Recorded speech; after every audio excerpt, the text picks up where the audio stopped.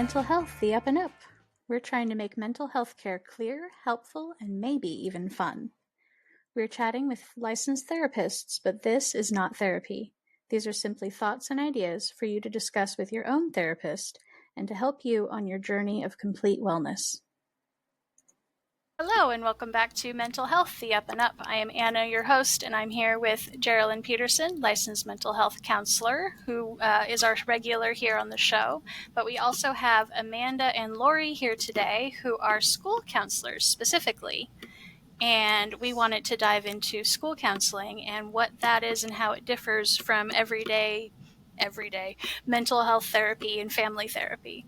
Because I imagine there's a lot of crossover for you guys. So before we get started, our little disclaimer is that these are therapists that I'm talking to. I am not, but this is not therapy. This is just information to help you on your mental health journey and to help you give you the tools and the information to help yourself and to discuss with your own therapist. So I think I've told you all, I was homeschooled. I went through a charter program down in California, and I had a certified teacher who came every 2 weeks, but we did not have school counselors through that program. So I really have no idea what you guys do. So Lori and Amanda, would you be able to break that down for me? Yeah, just how would you describe your job, just real quickly, a quick overview? Lori, Go ahead, Amanda. Okay.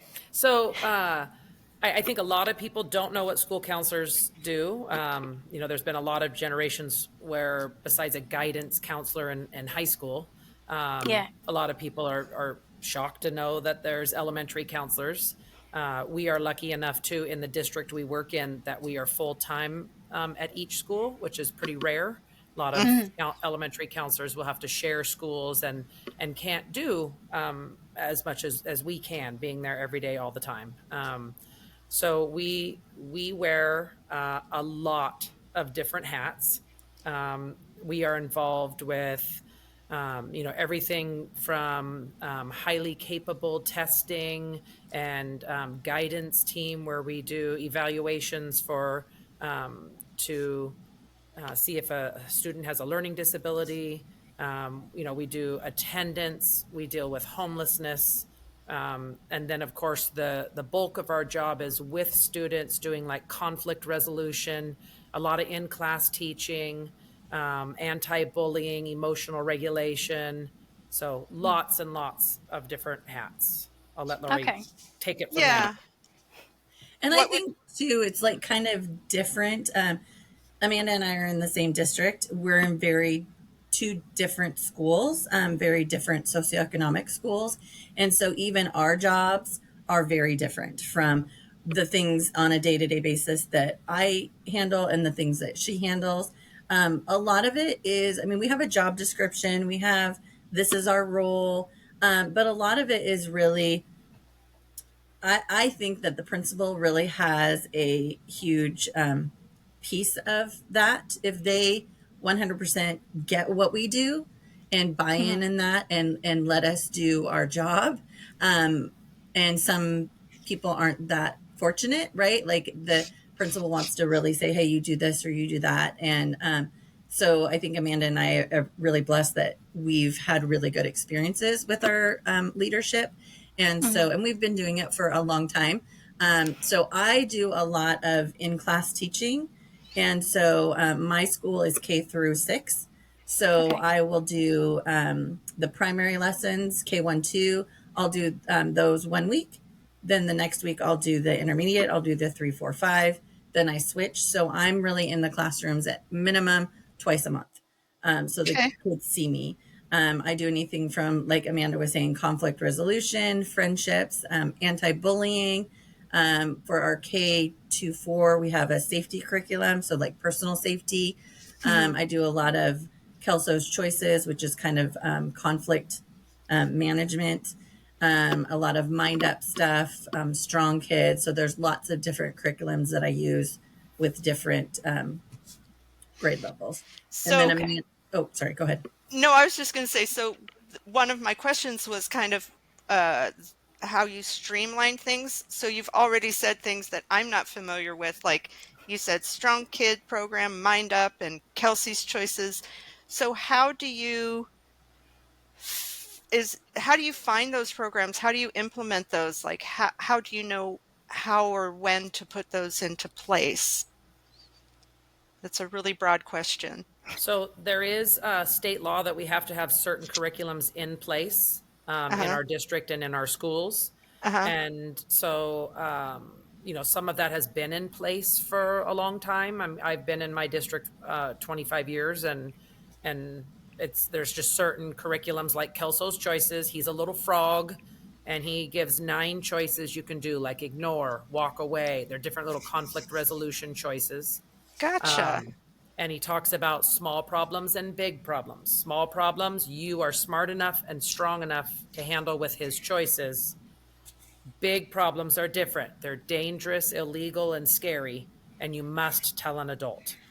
And I so, love that. Yeah. yeah, so we teach kids, that, and that's just been around, ever since I went through grad school, forever ago. Um, but I mean, you can simply, Google. You can get, Kelso's Choices curriculum online. It's Gotcha. it's not just something that school counselors can buy. So Oh, I see. um, Okay. yeah, and then we have other curriculums that we use as well. That I would say when we go to conferences like Washington State Counselor Association conference, or like an ASCA conference, a lot of them will be advertising their curriculums, and sometimes you'll find them that way. Or other counselors in our district, we have 16 elementary schools. We'll say, hey, I'm doing this one right now, and then boy, it really looks good, so we look into it and use it then. So And then does your principal approve or not approve, or how do you? I mean, typically, I've never had like my principal say, no, you can't use that. They always, go, oh, that sounds good. Great. Okay. Sounds Which good. is, yeah. Um, but there have been some curriculums, that we used to use, but now have been replaced with one that's kind of newer and better and, bigger and brighter, of course. But Mhm. yeah. What do And you so we think, have like Lori? second step curriculum, and that's something that went through the Yeah. district. So the district has, I mean, I'm just speaking for what I think because I don't work at the district. I don't know, but there is like kind of a committee, and then there's certain qualifications that a curriculum has to have. And then that's approved by the district and the board and everything. And then we, as a district, will adopt that. So, like, second steps is one of those. And so there's a social emotional piece. And typically teachers will teach that. And it's like talks about empathy, anger management, those types of things. There's a bullying curriculum that goes with that as well. Typically, that's something that the counselors will teach, and that's K through 5. And we Uh-huh. talk about recognizing, reporting, refusing bullying, and just kind of the definition of what bullying is, those kind of things. And then there's a safety unit. It's a child protective unit, and that's the one that we do K4, no, K2-4. And it just Gotcha. talks about personal safety. And so But So some those my have been some purchased are, by the yeah. district. And then yeah. things like Strong Kids or Mind Up that I use, not other counselors use that. That's just something Right. that I really like because it talks about your brain and teaches the kids how to regulate themselves. So I use those just as supplements to Gotcha. other curriculums. Yeah. So Nice. how I see it working is like you go into a classroom and you can kind of give a broad overview of like something like the Mind Up ideas, and then when you see a kid individually, they'll already be familiar with some of Mhm. those ideas, so you have a language Mhm. Mhm. that they already understand, and that you could talk about their specific issue, you Yeah. know, using that model.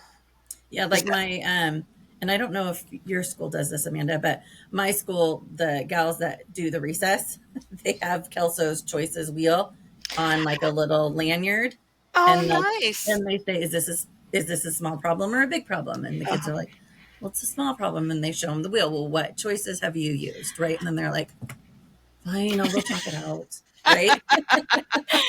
I love that. And I think that is one thing that's very different between kind of individual outpatient counseling and school counseling is you're seeing the same kids year after year, and they're interacting with kids that you also see. So you have this kind of self-contained population, and you can use those same uh, words and models. I love the lanyard idea.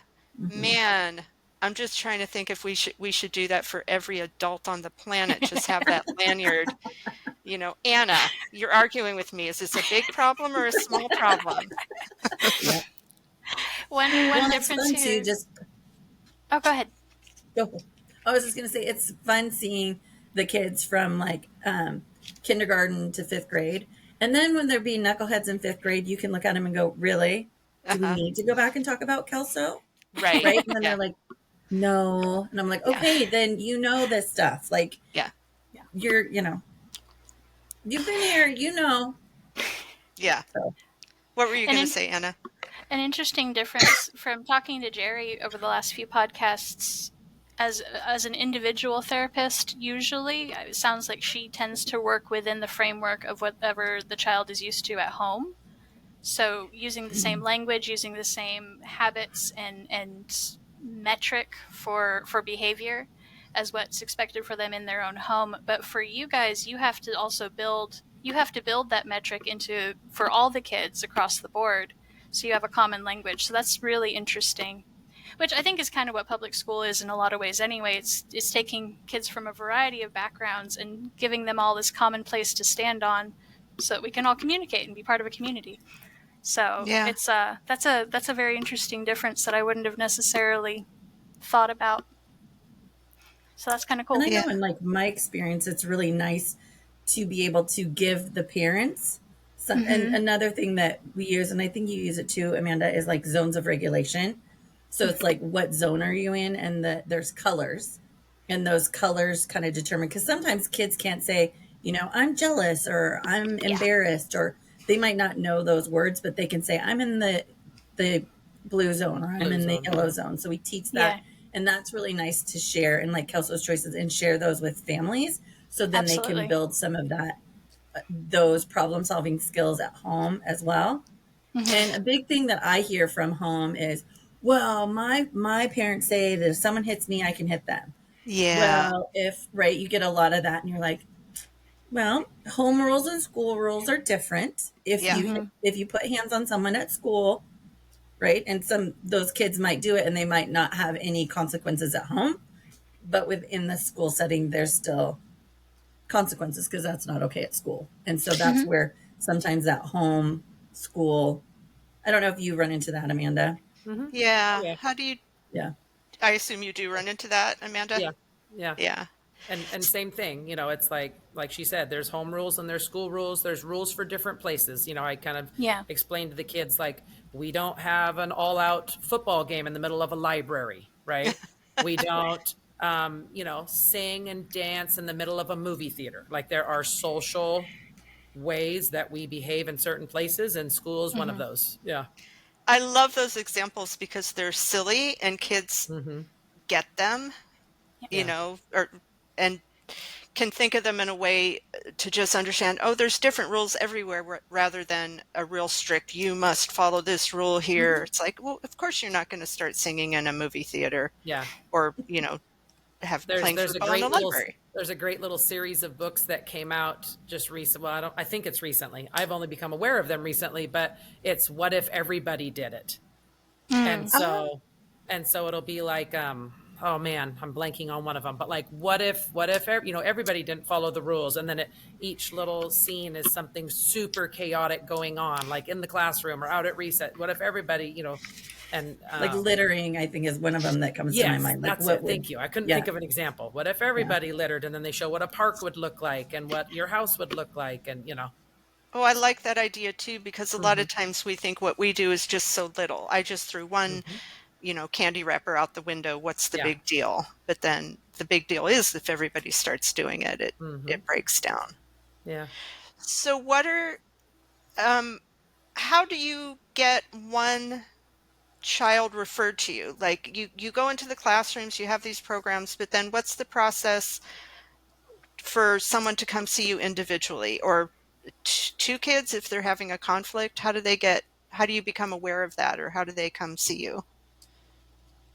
So for me, I feel Mm-hmm. bad that I keep starting. Do you want me to keep that No, No, flow you so that I should. don't talk over you? Okay. So for me, I have a little sign up outside my office with a little locked mailbox so they can sign up on the note and put it in the little private mailbox, uh-huh. but stays confidential. And so they can sign up to see me that way. Now, especially with 3, 4, 5, the kids all have school email, so they can email me Oh, okay. that they're having a problem. Or sometimes they'll tell their teacher, and then their teacher might email me and say, so and so wants to see you. For me, I spend a great majority of my school counseling days out at recess because I believe in um, learning by doing, and I believe in the kids in the moment learn more than if we just sit down in my office and talk about conflict resolution. But in the moment, and so I'm out at recess a lot. And Uh-huh. so I find when I'm not out at recess a lot, like let's say, during state testing or something, my mailbox will fill up more. But if I'm Oh, out at recess, they will come up to me and ask me for help. interesting. So Yeah. just that being available. I hadn't Yeah. thought of that. So sometimes the kids themselves ask, or is it mostly the kids themselves ask, or is it Yeah. the teacher's request? Mostly the kids themselves ask. And then, of course, we'll get, parent emails or phone calls saying that, their child is, more anxious, doesn't want to come to school or something, or even something as simple as, well, not simple, but even as something like their dog died or grandma's Yeah, has cancer, is not doing well, is maybe terminal. So we also do kind of short, um, like crisis management yeah, almost, or yeah, kind I of, actually got in trouble for that once. My daughter was going through something, and I didn't realize that I don't know if supposed to is the right way, but that I was supposed to let the school know that she was struggling with something. oh, And the counselor contacted me and said, hey, is something going on at home? Because your daughter seems to be more anxious. And I'm there like, oh, yes, as a matter of fact, it is. And they were there like, next time maybe let us know because yeah, she's acting differently. And yeah, I knew that. It didn't occur to me to reach that out we and can tell support there. Yeah, say that again. I didn't hear that we Amanda. can support in that. Yeah, Yeah. And yeah, it would have helped. It would have made a difference to kind of catch that earlier. yeah, Yeah. And I think too, like all of my classes do morning meetings, so they sit down as a family, a classroom family, and they talk about like one of my teachers does like the weather, stormy or sunny, right? And they're Ah. like, "Well, I feel stormy today because," and then she'll be like, Mhm. "Hey, so and so shared that they're stormy because of something, something. Can you check in with them?" Gotcha. And then I'll find a time to just kind of, well, and sometimes it's just seeing them and giving them a hug and letting them know that, hey, your teacher said that you're feeling stormy. Do you want to talk about it? Sometimes they don't, Yeah. and just give them a hug. And so a lot of it is just kind of teachers can tell when things are off. But like Amanda said, I do the signups too, so they can sign up to see me. And you just sometimes it's just referrals. Like in my building, I'm kind of like the good cop, and the assistant principal and principal are like the bad cop. And so I'll be like, oh yeah, so we made some choices at recess, huh? How'd that work out for you? What's Yeah. going on, right? And I'm like, well, I know you need to talk to the principal and the assistant principal, but when you're with me, you're never in trouble. So that's a big thing. Is like when kids are talking to me, they are never in trouble Yeah. because that's not me. I'm not the disciplinarian. And that's not the case in all schools. There was a school that actually Amanda and I both mutually worked at different times, Uh, and it was very heavy on counselors were in a disciplinarian role. And that's just not ethical. It's not what we do, it's not within the scope of um, our job, but we right. do have those maybe before conversations of like that processing with the Yeah. kiddos, but we don't lay down the actual, well, you're suspended for a week or those kind of like, now you're missing recess or you're missing lunch. Like, we'll Right. be the reteaching, right? We Yeah. might do, like, I just did a kindergarten recess reset because we're having a hard time with hands and Uh-huh. other people's bodies. So, Uh-huh. so we just had like we spent the recess role playing and talking about what that looks like and watching some videos and just to kind of reteach them. Um, Yeah. What happens if you and the teachers maybe see a kid that you are pretty sure is struggling, but isn't signing up to see you, or you say, "Hey, do you want to talk about it?" And consistently they're saying no, but you believe for whatever reason there's a deeper issue that needs to be addressed going on. What do you do then? I'll ask Lori first. ooh, I like the whole Amanda going first situation. Oh, It don't was mess up my working. routine. Why fix it if it's not broken? But Um, I already said Lori, so what do you so do if let's you do see it. that? Yeah. I mean, I feel like I can speak with them for Amanda too. Is like our kids know us. Like Hmm. every kid in our school knows us. We are not random people. It's not. Some kids feel more comfortable talking to us than others. We have different relationships with different kids, and I think it really depends on that relationship. We do a big thing too in our building where we have mentors. Hmm. So kiddos that just need someone to talk to in the morning and at the end of the day and kind of set their day on the right path and conclude their day on the right path. And so, and those mentors could be a teacher, a paraeducator, kind of whoever. And we usually ask the student, like, who do you like talking to? Who is like your favorite teacher or Hmm. whatever, right? And then we usually try and pair them with that. But just like if there's a kiddo, I'll usually just kind of grab them, and sometimes if it's nice, we'll just kind of walk around the school outside and be like, "Hey, your teacher's kind of worried, and you just seem like you're not really yourself. And I know sometimes we don't want to talk about things, and that's okay. But I just want to let you know that I'm here for you, and your teacher's worried about you. My door is always open. I know sometimes when I'm sad, I like to write things down, and that helps me, and give them some other tools. Maybe they don't want to talk about it, but just kind of say, yeah, I understand what it feels like to be not really being yourself or not Hmm. really want to be at school, and just kind of build that um, relationship a little bit more. Yeah. Like for studies, I mean, I think that's true in counseling above the board is the biggest thing is that relationship and rapport and being heard, you know, Mm-hmm. is the kind of core that you need in order to build anything else on. Yeah. Yeah, and So what go ahead, Amanda. sometimes I'll just have them like I'll just call them down, during class, and they're kind of like, "What's up?" And I'm like, "Oh, I just kind of wanted to play a board game. Will you play a board game with me?" And then they're like, "Yeah." And so then we pick a board game, and I half the time I don't even have to go. How's it going? We just talk. Like a lot of times they'll start in like, "What'd you do this weekend?" "Oh, and we just kind of visit, and then before you know it, they're talking to you about what's bothering them, and then Yeah. Yeah, um giving them that space and I mhm. think Because sometimes what it's you just guys about said, connection. Yeah. yeah. And that doesn't work if you are the disciplinarian too. I'm Yeah. glad that you guys have your school support you in not taking on that disciplinarian role because kids aren't going to talk if they think they might get in trouble, Hmm. So what And do then when you, we do, oh, go ahead, Jackie, go no, ahead. you go ahead. Oh, I was just gonna say, kind of along that lines, like what Amanda was saying. Like if someone, like a parent calls and says, "Kiddo struggling because grandma's really sick," we might do groups, like small groups. Not all of us do. Hmm. Some of us do, and a lot of it just kind of feel. It's like, what is your comfort zone, right? Like I feel like in school counseling, at least my experience is like with all of us in our kind of group, right? The elementary counselors, we are all so different.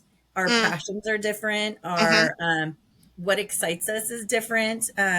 How we approach a situation is different, and so I think I that's what I love about our job is that we're able to really bring in our who we are, and so that's what I was saying. Like everyone's job is can be different. And so some of us love running small groups, some of us not so much, right? Mhm. And but I think like Amanda, her big thing is she's at recess all the time, so there's really not that need because she's really out there and interacting with those kids. um but anything that we do where we're pulling a kid out of class, like if it's a small group or if it's like individual, we are not mental health therapists, so we do in the schoolhouse, so we do not do long-term therapy. Anything that we do, it's going to be short, it's going to be goal oriented, goal focused, and it's, like groups, maybe 6 weeks, once a week for a half hour for 6 weeks. And we're working on friendship skills. Or if Mhm. we're working with a kiddo on grief, we work with them for, just brief times over a period of time, kind of setting those goals and helping them. And then our job is to really refer out to mental health therapists if we find out there's a lot of trauma in the child's life, or there's a lot of things that in the schoolhouse we are not ethically, and some of us Right. not equipped to Right. do. And even time wise, and like you guys were saying before, it's not the time or place. School Hmm. is Mhm. basically a place where you're to learn, and then you guys are supporting that. And if someone has a bigger mental health issue, that takes place somewhere else. Hmm. Mhm. So, Does um, it ever feel like you're just kind of putting out fires and not ever able to really reach the heart of what the kids need sometimes? you guys are both laughing. I Yeah. can't wait to hear what you say. Well, I was just going to say, I mean, definitely, yes, it feels like that, especially in the spring. When spring is Mm, in the air, man, these last couple months are just, I wish I yeah. had 8 arms. No, can't keep up with it. Is it fires about interpersonal conflicts? What are the Mhm. fires? Yes. Yeah. The Puberty. just kind of the social dynamics and and then we definitely have a lot of kids too who don't have a very happy, safe home life, and they know Yeah. the end of school is coming, and that's pretty Mm-hmm. traumatizing. And so you'll see behaviors spike a bunch in the spring, and and everyone's tired of being at school for 180 days. So Yeah. um and so it sometimes right before summer can be your hardest. Hmm. Yeah. Yeah. And That any makes breaks, sense. really, like spring break, or like when those kids are going to be home for 2 weeks or a week. Yeah. Yeah. It Yeah. triggers a lot of stuff in some of those kids. Yeah. Wow. I Hmm. hadn't thought of that, or I guess I hadn't thought of that other than uh, theoretically that school Hmm. is the safe place. Yeah. And they get fed twice a Mhm. day, and I mean, just it's real safe, and yeah. And they're Routine. they're very loved and respected. All the teachers just love the kids, and hugs everywhere, and their friends are there. And so yeah, a lot of them it's hard. But I think for some kids, it's a place where they can actually be a kid, because maybe they're Yeah. a fifth grader and they have three younger siblings. And when they're at home, they're the adult. Yeah. Mm. But when they're at school, they can just be a fifth grader. Yeah. So, Yeah. yeah. I hear a I lot think. of respect for the kids just for where they're at. Like, I Hmm. don't hear you guys saying, I need to stop kids from arguing. I hear you guys saying, kids are going to argue. I need to help Hmm. guide them in the best way to Mm-hmm. handle being upset with someone else. Yeah. Yeah. Yeah. What are And you that's going to the thing. say, I mean, Anna? I say a lot of things with kids. I was like, I don't like everyone I work with. Do you know that? Can you tell me who I'm not friends with at work? Well, no, because I'm at work, I'm professional and respectful. And Yeah. that Mm-hmm. should be the same way for you guys, right? Like, Yeah. Yeah. You don't have to like everybody, but you have to treat people with respect. Yeah. Hmm. absolutely.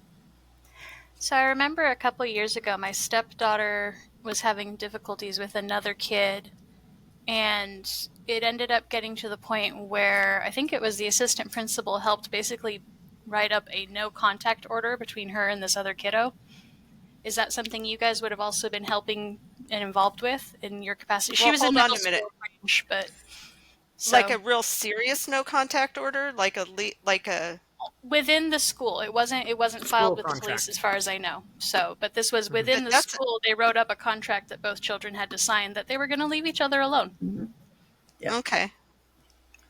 Yeah. Yeah, we do Okay. have those. I don't particularly get involved a lot with that. I'm usually more involved along the way of, kind of making deals and plans, and then, you'll inevitably get a student that won't follow the deal and won't follow the plan and keep the peace. And Yeah. so then it does escalate to a principal level, and that Okay. I don't typically, I'll say we, because I'm sure Lori doesn't either, but, I don't deal with that level, but there is that level of there is no contact. The bullying and the antagonizing, whatever it is, must stop. Or if you break the no contact, then you're suspended. Okay. So That it's does kind of lean like more that toward the next disciplinary stuff, so that makes sense. level. Yeah. I want to ask each of you guys what I think is a fun question. Can you think of a time where you interacted with a kid or taught a class or a group or something where you thought, man, I'm really glad these kids have me. They are so lucky that I'm here right now. I'm doing a good job here. Just something that made you feel like proud, or that that kind of you felt in your gut, I know I'm helping these kids. Yeah. What's a time or an We example that you feel that way?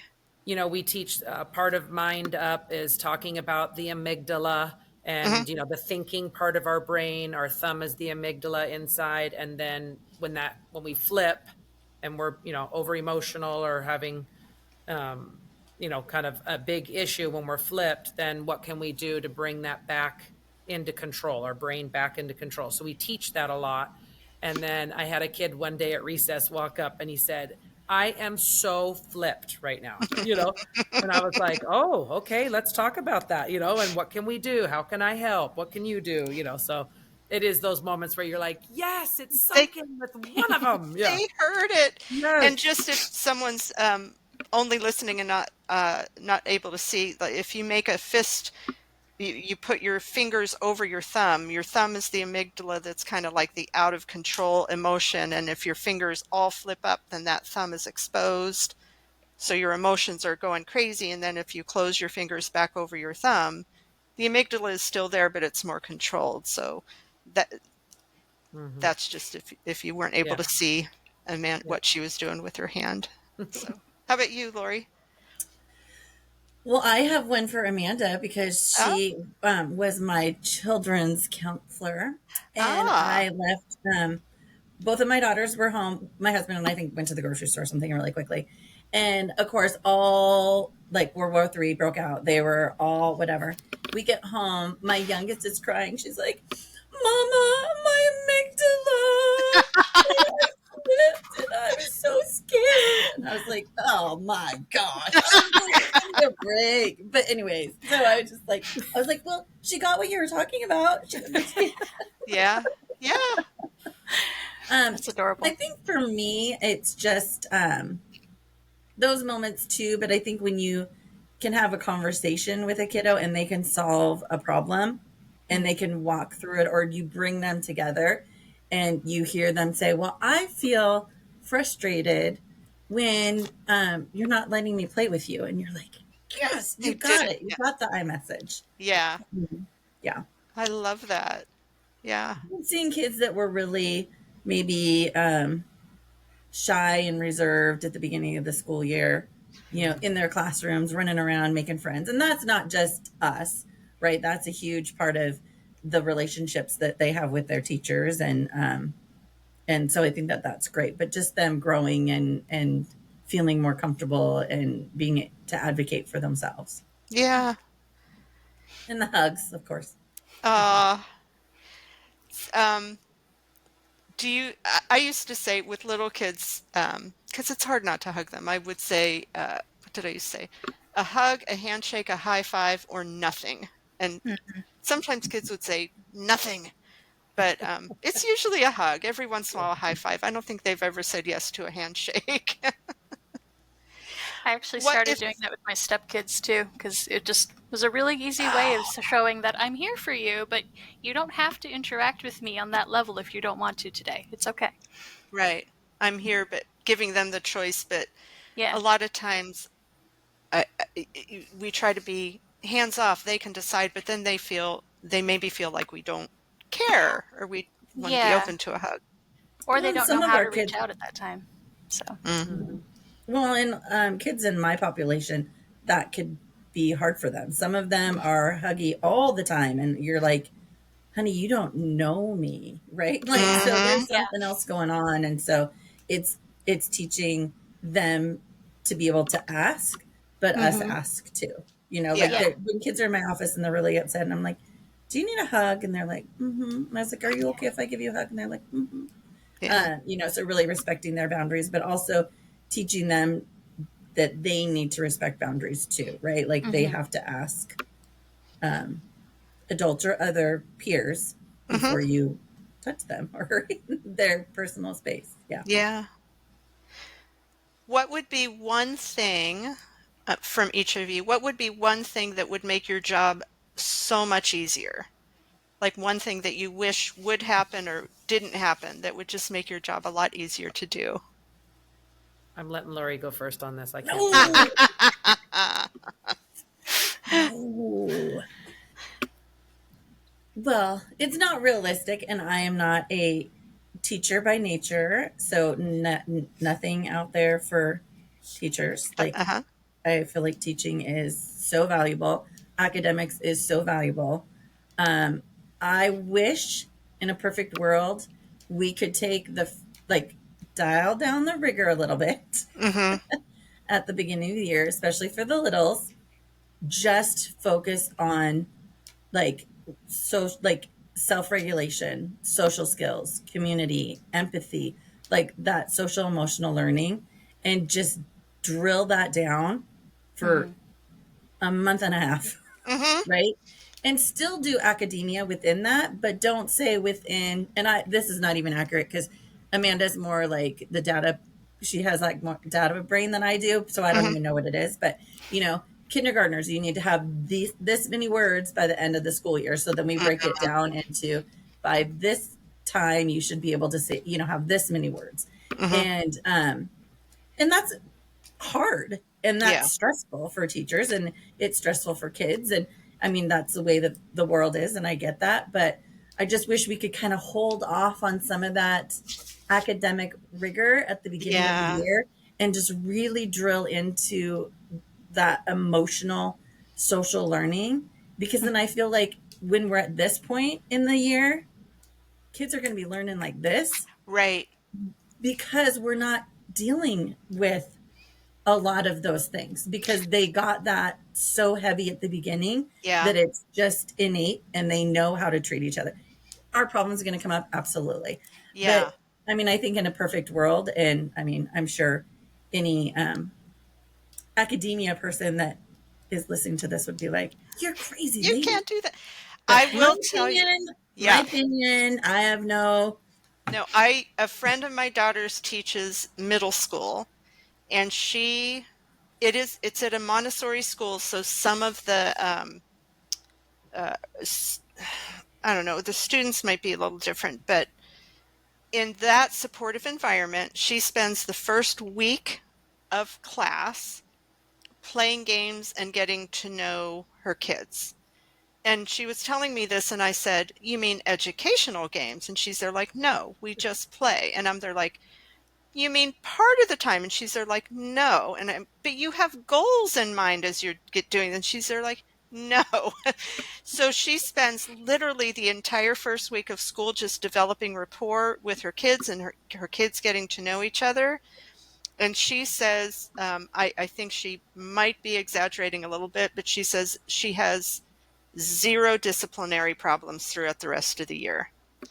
And even if it's not zero, even if it's significantly less, Mm-hmm. that 1 week of intense, just let's get to know each other so her kids can trust her. Her kids know her personality. They know each other's personality.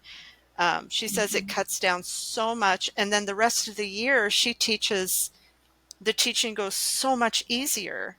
And even me, who I love that idea, I was still there like, you're not serious, are you? You still have to, where's the data here? And she's there like, no, we go camping, we play outside, they're like, but that's not educational. And she's like, I know, but it works. So no, I agree with you. Yeah. Yeah. How about you, Amanda? Well, it it doesn't sound very nice. Wait, ask your question again so I can answer it. Oh, what was my question? What is one thing you wish would be different Oh yeah. that would make your job so much easier? And I the school I'm at, I would say parenting. Ah, Um, I have a lot of I work at a more affluent school, so I have a lot of over-involved parents who Mm. think that they are, helping their child, but they're not. They're mm, doing the opposite. mm-hmm. Yeah. A lot of parents want to pad everything for their kid so their kid is never sad. So they want Ah, to pick what teacher they get. They want to pick what kids they're going to play with. Like Hmm. they'll email and say, "Will you not let them play with this kid at recess?" And and I'm like, that's just so overstepping. And they want everything to be perfect so their kid is never sad.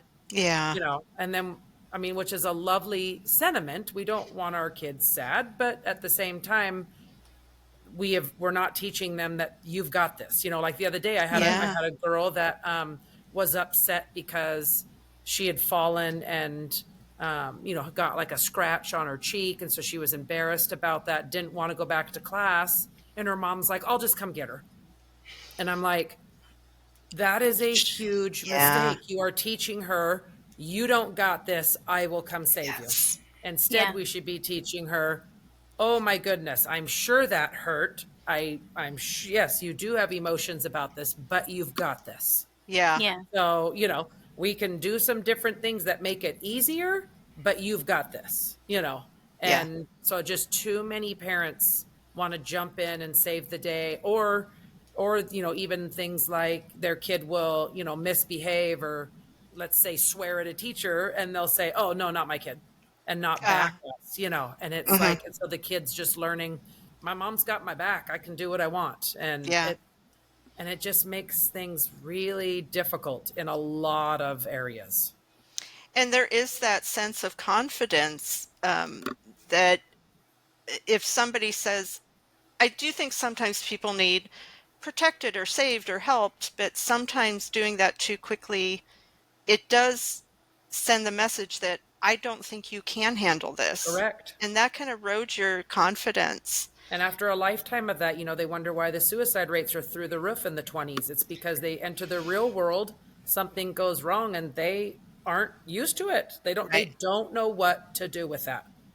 We have got to teach kids to take some big failures and some big Yeah. losses, and you're gonna be okay as their Yeah. children. And And then she that's has, the thing, that you are going to be okay through them. Mhm. Yeah. and then she has parents like me that I'm just like, suck it up. It And she's like, really no, is Lori, she the actually broke her foot. No. Yeah, we can walk on it, rub some dirt in it. No. it really is the hard balance, though, just in child rearing in general, whether you're a parent, a teacher, or whatever, of you want your kid to just be a kid, but you also want to prepare them for life. And it's that balance of understanding developmentally, no, you are a kid. It's okay that you don't got this quite yet, but you can get Mhm. this. And Hmm. making sure that that's the message that comes through, and that we're giving you the tools. That's the thing that I think a lot of people miss, is that it's not about making sure your child never hurts. It's not about making sure that they never want for anything. It's about giving them the tools they need to get what they need, giving them the tools they need to deal when life just sucks, because sometimes life just Yeah. stinks. Yeah. So Absolutely. Yeah. Yeah, And that's I that think growth too, mindset. It's that yeah. yet. So we have, like, kids that'll be Yes. like, I'm not good at math. Oh no, Mm-hmm. honey, you're just Right. not good yet. Yeah. Mm-hmm. Right. That's why we're Right. here. Yeah. Yep. Yep. Or actually, So, right before getting on, Anna was talking about someone she knew who wanted to, an adult who wanted to give up art and dance because they just weren't good at it. And we were there like, that is not the Yeah. point of art and dance. yeah. You do it for fun. You don't have to be good at Yeah. everything, Yeah. Yeah. you Mm-hmm. know? And I was Exactly. also thinking about I do hate when life sucks, but also being presented with a problem and working it through, there's a real joy in that Mm-hmm. sometimes, you know, Mhm. or a lot of the time, a real Definitely a pride. fulfillment. Yeah. Mm-hmm. Yeah. That I figured out how to do this. And people do that on purpose. They climb mountains and they, Yeah. you know, learn a new skill that they know is going to be challenging because it's exciting. And to take that joy away from a child of struggling through something and Hmm. and feeling good about, you know, being able to resolve it or figure it out. Well, and with I don't, some of my kids, I teach them the difference between have to and choose to. Mm, So hmm I'm like, what are things you have to do? mm-hmm, You have to do your homework. mm-hmm, You have to go to bed. You have to brush your teeth, right? hmm mm-hmm, But what if we switch that and say, I choose to go to bed at a decent hour so I get good sleep. mm-hmm, I choose to brush my teeth because I don't want to have funky breath and funky teeth, right? I choose to do my homework because I don't want to have to stay in at recess or, right? And just kind of switching that because I feel like even as adults, if someone says you have to, I'm like, right. no, Yeah. you know what I mean? I so don't have to, right? Because don't tell me what to do. I mean, that's Yeah. just human nature. And so Yeah. I think giving kids the power to take that control back and say, instead of I have to, it's like, well, no, I choose to. This is Yeah. my choice to do this to better myself, right? And Yeah. to hmm grow myself. Yeah.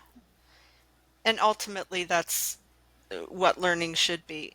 I do remember during the shutdown, um, when so many parents were doing or trying to do homeschooling, uh, I encouraged. I don't. I haven't ever asked a teacher or a school counselor what they thought of this, but I said, focus on the one class you're worried your kid is going to fall behind on, and then focus on anything your kid is excited to learn. Oh, I Because like if they that. lose that joy in learning or that curiosity or that challenge and they just always feel like they're not keeping up, again, like maybe not this year, but 3 years later, Mhm. they're not going to like school, you Mm-hmm. know? And so you have to have some of that. This challenge is, I can, I can meet this challenge. It's challenging, but I can succeed. You have to have that too. Mm-hmm. Well, So, and I'm sure, Amanda, you see it too. Like this fifth grade school year, my daughter's in fifth grade. And so we went into COVID when she was in kindergarten. hmm, So she finished kindergarten online and did first grade online. And it's impacted her. And our children are different, right? Because I have a daughter who she was a little bit older, and it like made her just totally excel. Like she set a ah, timer. She knew when she had to come back. She was very driven. And if she was late coming back, it was just like devastating. uh-huh, But my little, it was just like, she'd get done with lunch and she's like, bye bye. Okay, school's done. No, no, baby, you have to go back. uh-huh. And then I was like, you cannot be playing, you cannot have electronics, right? Like you can read, you can whatever. And so she just fell asleep. Oh, wow. So she said, I have to Wow. go back. And I was like, come on, kid. But and I can see that just in a lot of our fifth graders.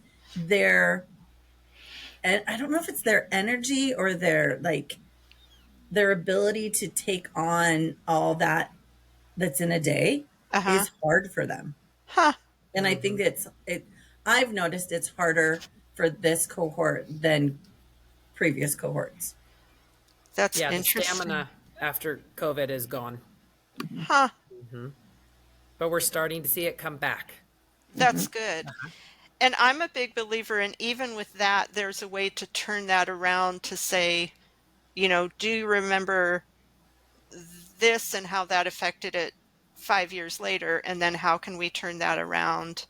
Um, and that's an important thing to learn that part of school is about developing that structure and stamina and stick to itiveness, not just the 1 + 1 = 2 or the actual learning, but how to learn what environment is best to learn in and to learn how to follow through with a lesson. Yeah. Mhm. But I think too, I mean, praise to anybody and everyone that what they did and got through it because it was not hard. It was not easy. for a lot No. of people. And I was blessed to be able to work from home Hmm. and be home, and it was tough.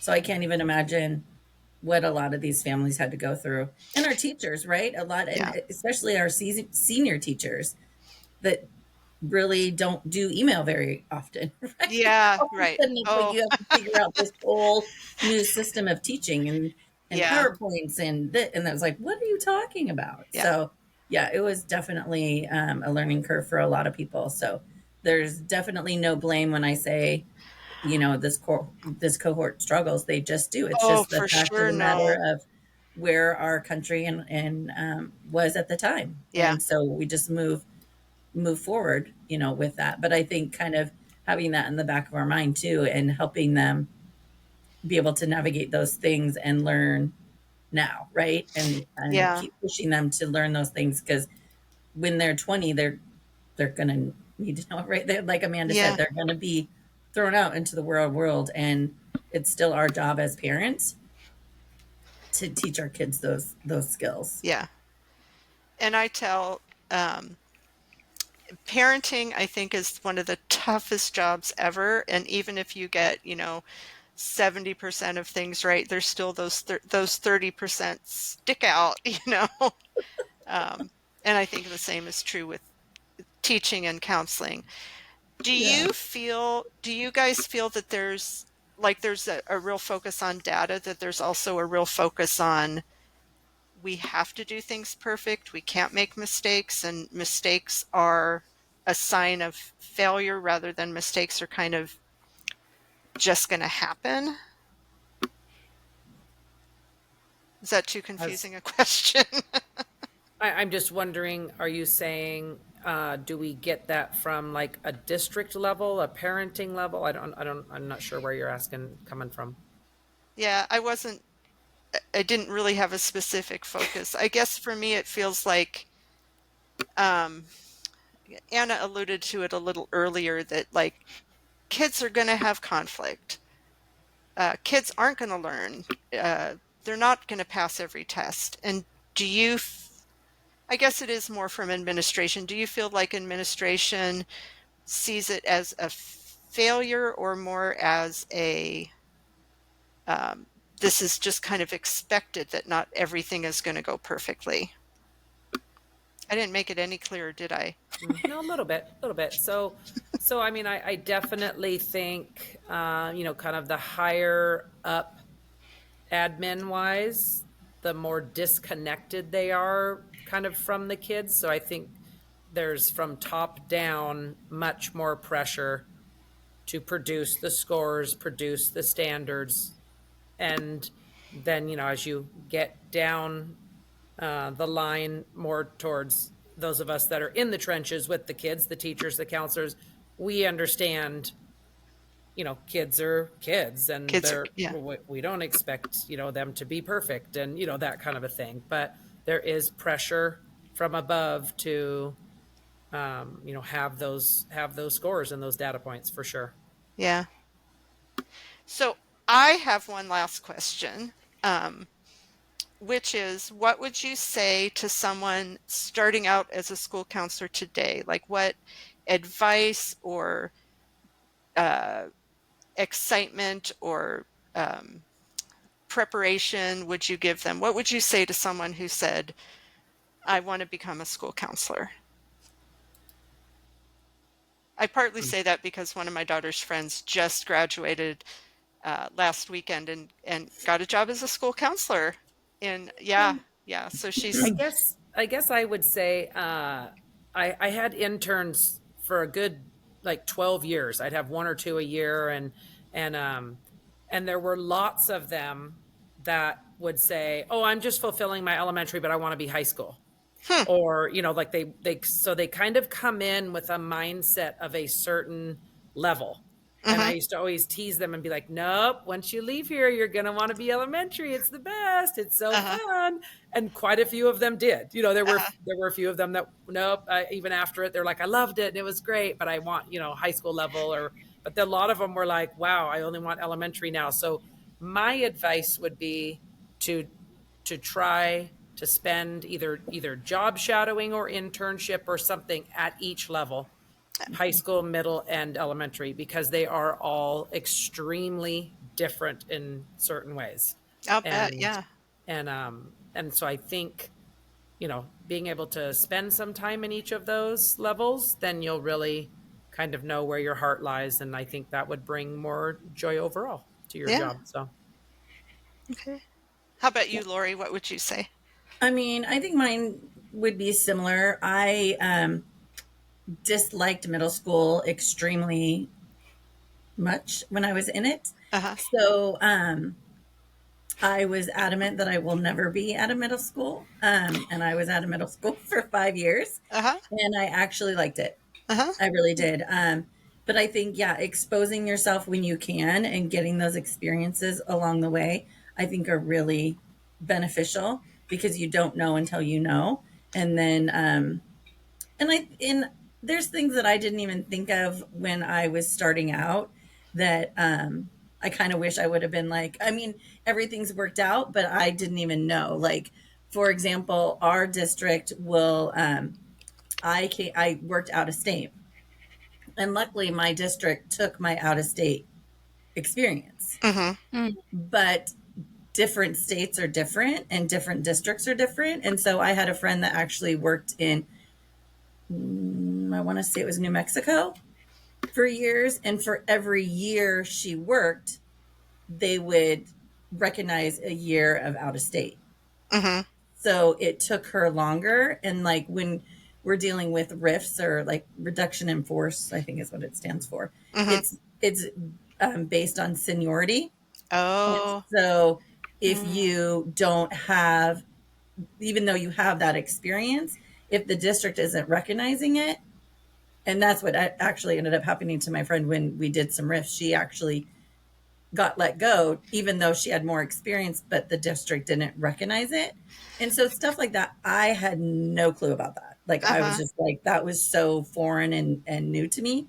And so for me, it ended up working out. But I think some of that stuff, I just think you don't really think about that, and now that and I also have friends that started at the same time that I did, but they were part-time for a Mm. long time. And so now we're in, and were significantly, had significant years in, and she's in a very different um, scale, And I guess, uh-huh. or place than I am, because for every year she had to work 2 years to get a Mm-hmm. year. Mm-hmm. So I think just stuff like that when you're young and starting out, and I wasn't necessarily young when I started, but I still didn't know about stuff. Yeah. But I think it's just being thoughtful of that, and thinking about what does your district offer. A lot of times you're just excited to get a job. Like my very first job was in a very, very small little district, and they had a grant, and I was like, I'll take it. Right. Mm-hmm. And so you kind of start wherever you start, Mm-hmm. because you want a job. But I think too, just kind of being really thoughtful about some of those pieces. Some districts, like they their counselor position is different, because it's like a social worker counselor, which I don't even know how you could do that. Yeah. Um, It's Yeah. and it is interesting in the state of Washington, because when I moved out of state, it was one district with like 100 and some elementary schools, but you just did one resume, one application, right? Because it was oh, just so uh-huh. big. Mm. And here, every district is different. Every single district has different requirements, different expectations, different. It's not like, oh, this, like, taking what I do and what Amanda does are two totally different jobs in a lot of ways, Hmm. but we're in the Mm-hmm. same district. So I think just being open minded, knowing what your strengths are. But also, I remember when I did my internship, my gal said, "What are you most nervous about?" And at the time, I worked with littles. Mm-hmm. So kindergartners didn't freak me out. The fifth graders freaked me out, because I was like, oh, no, no, they're big kids. Okay, your first lesson is going to be in the fifth grade class. And I was like, I'm sorry, you must have misunderstood what I'm saying, right? And I was like, I don't want to do that. So facing those challenges when you're in your internship, and because you're going to have to do it in the real world, right? So just kind of find what are those your strengths, but what are also those fears and those apprehensions, Yeah. and push yourself to do those and to experience that, I and be like, mindful of where yeah, what district you're going into and what does that entail. And because some counselors aren't full-time, yeah, some counselors don't have offices, some counselors do psych stuff too and yeah, social worker stuff. So yeah. it just kind of, you just need to be really thoughtful of where you're applying and what the job demand is.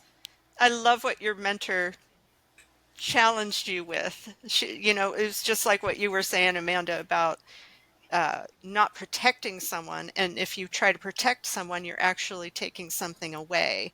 Mhm. If she had said to you, "Oh, you don't like fifth graders? That's all right. I'll cover that." And you do what you're just already comfortable with, you know, Mhm. that wouldn't have, that would be doing you a disservice. Instead, she was actually doing you a favor by saying, "Here, jump into this thing that Mhm. terrifies you. I know you got this." You know?